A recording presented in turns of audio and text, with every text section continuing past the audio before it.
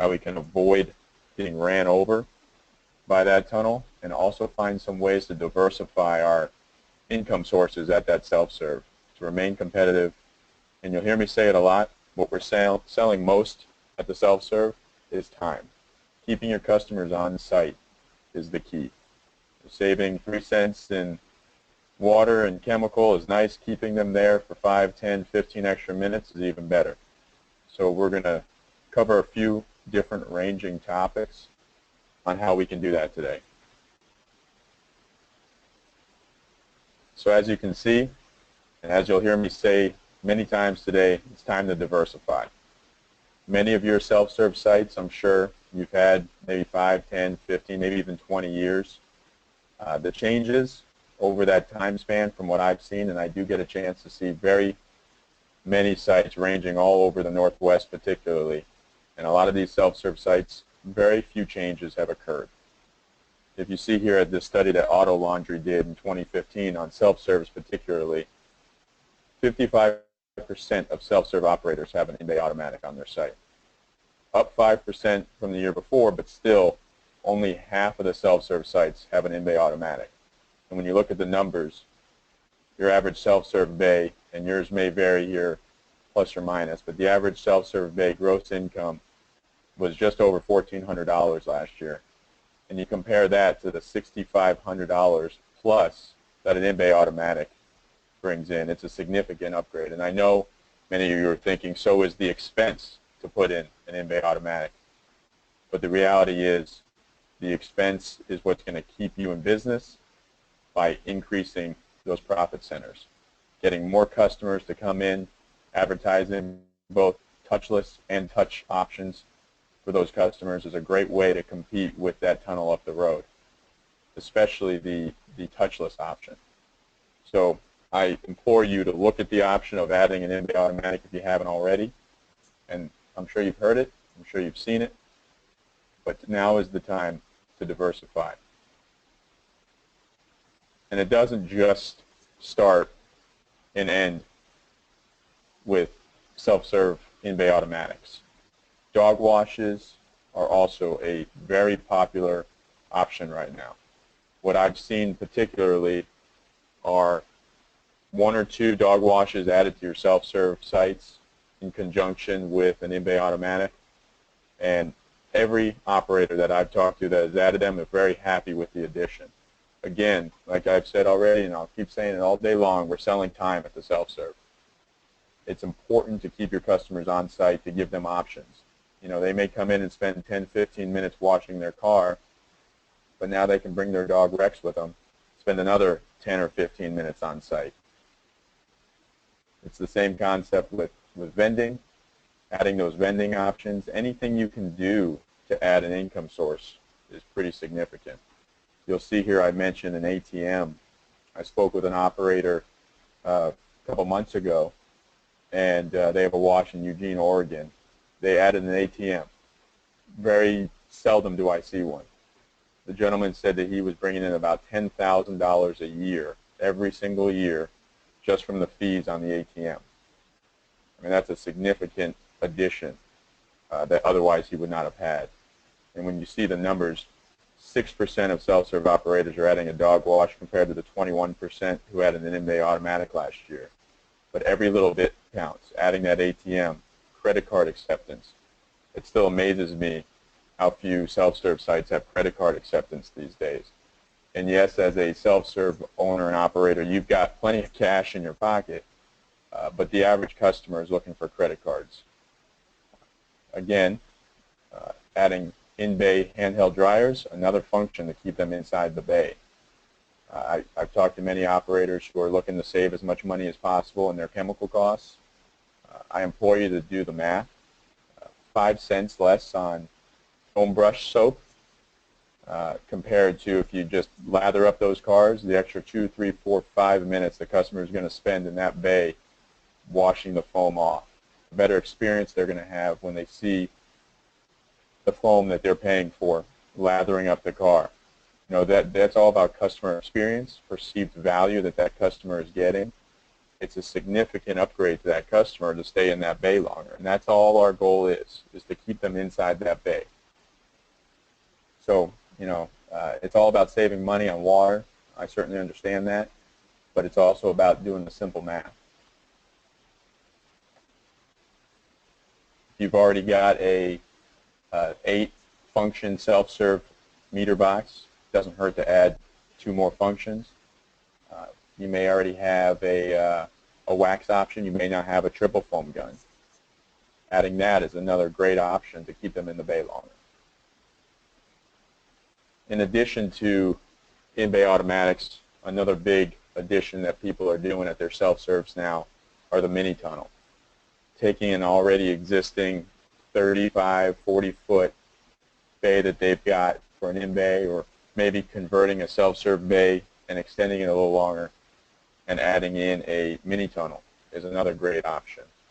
The expense, yes, is going to be significantly higher than an in-bay option for an automatic. However, your average in-bay automatic is doing 8 to 10 cars per hour. The average mini tunnel, 40, 45 feet long, can do 3 to 4 times that amount of cars in that same hour. So it's all about throughput with a tunnel. And if you do have one going in up the road, this is a great option to have at your site.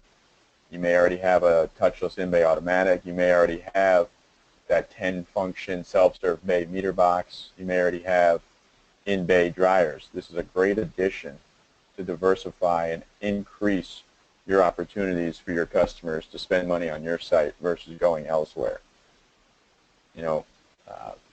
10 years ago, you didn't see mini tunnels at self-serve sites. They're starting to pop up everywhere now, and for good reason.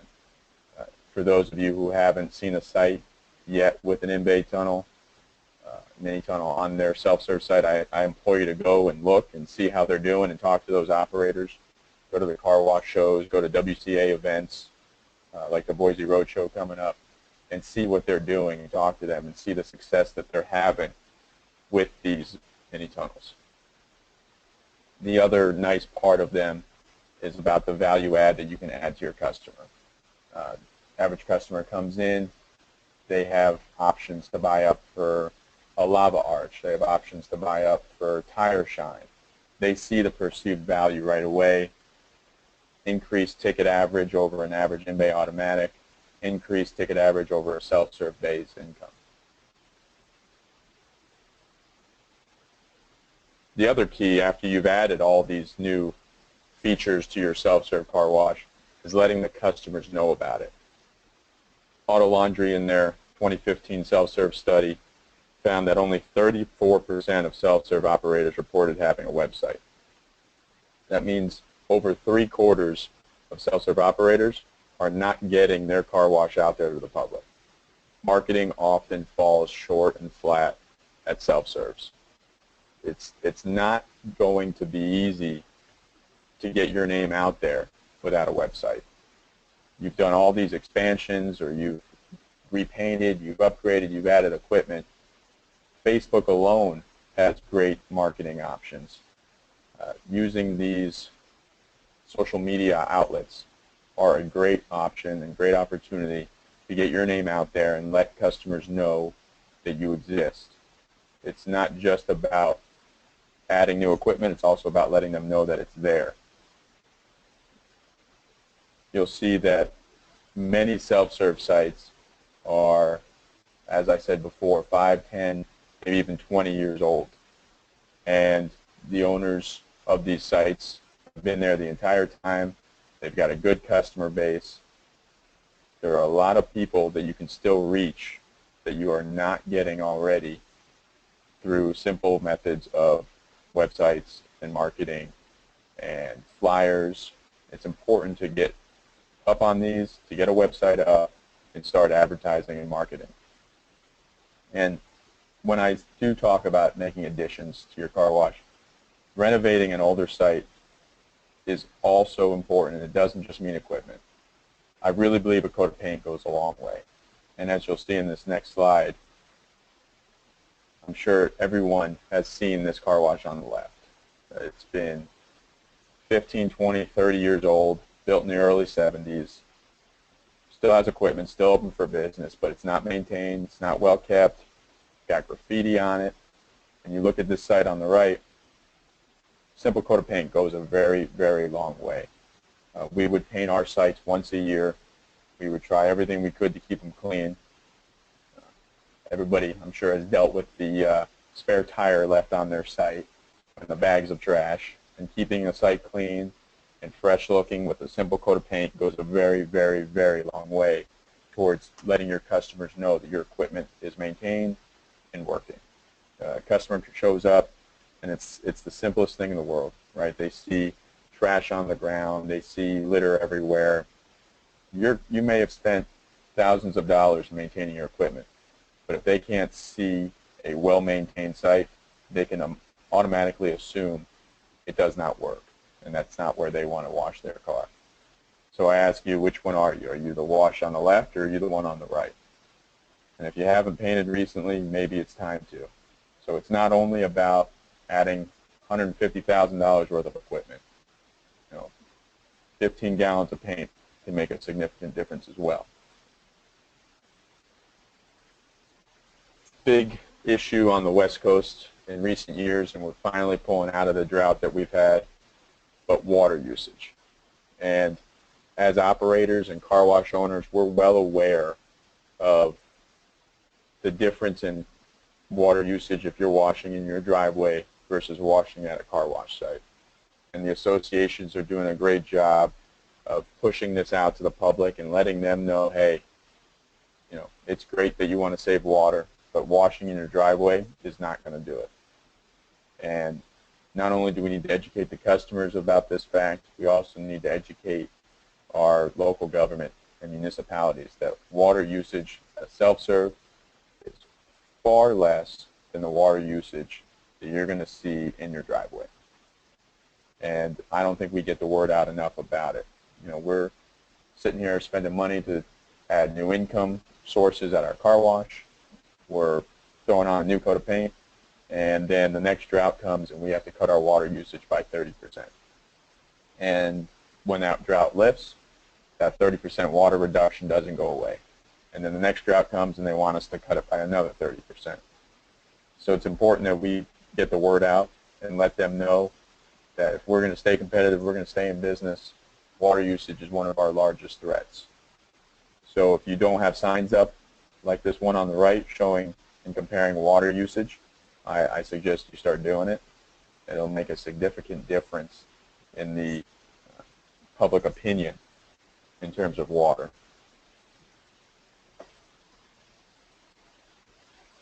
Another big topic that is also a threat to our business is theft and security at our car wash.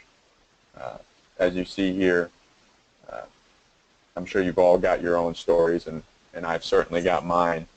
We had a couple guys rent a U-Haul or Penske moving truck, big box truck, and drove in reverse and smashed in our back wall in our equipment room. Probably about $15,000 worth of damage to get less than $500 worth of quarters.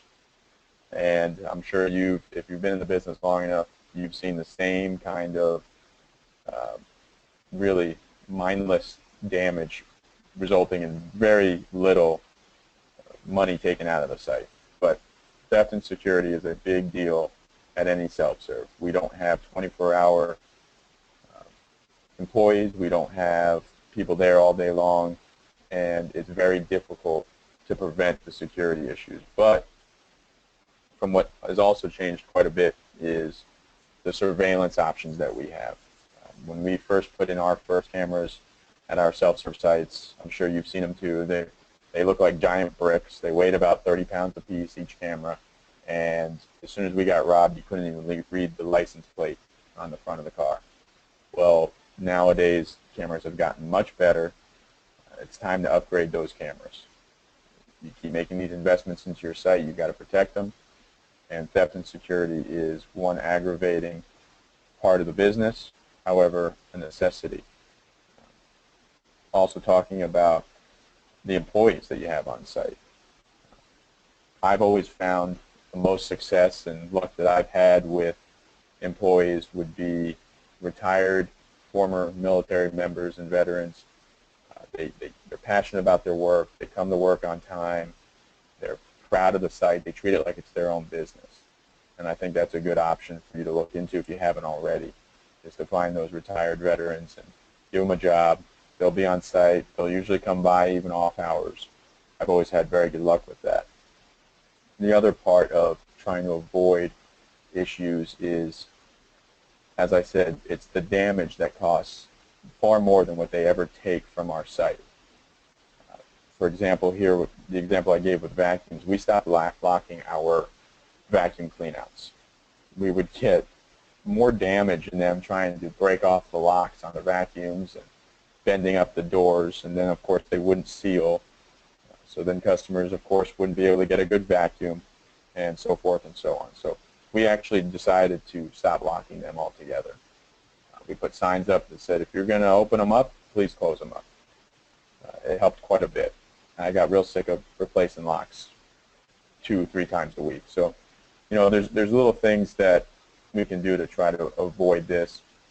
Just better lighting, better surveillance cameras, all a very good option. So as we sit here and we discuss some of the things that we can do to upgrade our self-serve site, you know, one thing that I get to do a lot is travel around the country and speak to a lot of different operators, and I get a real good feel for what they're doing, and that's where most of these suggestions come from. As you sit here and you participate in the webinar today, I'd be interested in some of the suggestions that you have as operators as well, that you could share when we get to the end of this webinar today. So I'd like for you to start thinking about that. But if we could go back a little bit here. So the key with diversifying is not only adding new equipment. It's not only adding new dryers in the bay or adding a dog wash. The key is also what we can do to increase the customer experience. And what I've often found is when you're adding this new equipment, you're doing so with the thought process of less downtime, because you've got car wash equipment maybe there that is old and dilapidated. We need to start improving on that. We need to start replacing that equipment. So I want you to think, when you're diversifying and when you're thinking about keeping these customers in your bay longer, you're doing so with the concept that it's a better customer experience. Some of you may also be looking into expansion and buying new locations. And the toughest part that I've always found in adding a new location is how you can identify a site that often looks more like the wash here on the left versus the right, and whether or not it's a profit center for you going forward. Location is everything in car washing. It's the real estate world of car washing. Location, location, location. And if we're able to identify a site with good traffic count, a site near or in a residential area, we're able to identify a site with good access in and out, then you can be pretty safe to assume that this is going to be a successful car wash for you. And when you come up on a site that looks like this one on the left, a little bit of paint goes a long way. So I want you to think about that as well when you're looking to expand. So as we come to the end here, if you have any questions, as Will said, go ahead and type them in on the right, and I'm able to read them and respond. So I have a question here from Andy, and the question is, do the signs for the vacuums work okay? I feel people don't read signs, and they would start the vacuum and be mad that it didn't work. It's a great point, Andy, and you're 100% accurate. People don't read signs. Mostly the sign was more so that I could kind of go back to them afterwards and say, hey, here's the issue that we're having. But the sign was more so for the customer that was going into the vacuum to open it in the first place. It wasn't for the person who came up later and found out that it didn't work. So unfortunately, there were still instances, yes, where I put the sign on a vacuum, the customer came up, and it didn't work. But it was, like I said, more so for the guy who was there before them, who opened it up and never closed it. But it did help quite a bit, and didn't really have very many complaints with customers, any more so than when I had locks on the door. The difference was I didn't have to replace as many locks. I also have a question here from Terry. He says, what do you think of the tire shine as an addition to the bay? Have you heard of anyone using it, and any positives or negatives? I assume that when you say the bay, I assume you mean a self-serve bay adding the tire shiner, the handheld ones versus obviously the drive-through. I have not seen too many people putting them inside the bays yet, but going back to the theory of we're selling time and we want to keep them in the bay for as long as possible, I would say it's an absolute no-brainer. Any added function that we can add inside that bay is going to be a necessity.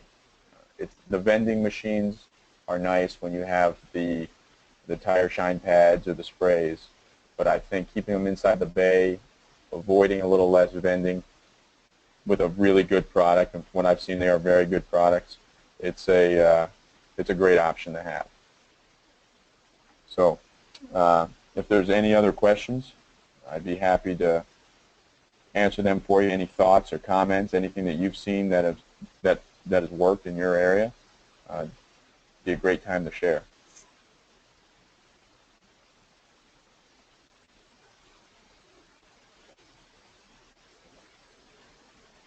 All right. Seems like that's all the questions. I'm going to hand it back over to Will. If you'd like to get in contact with me and talk about anything offline, you can contact Will with the WCA, and he'd be more than happy to forward you some contact information, and we can discuss more offline. Thank you. All right. Thank you, Heath. Thank you, everyone, for attending today. If you have any questions, feel free to give us a call at 800-344-9274. Have a great weekend.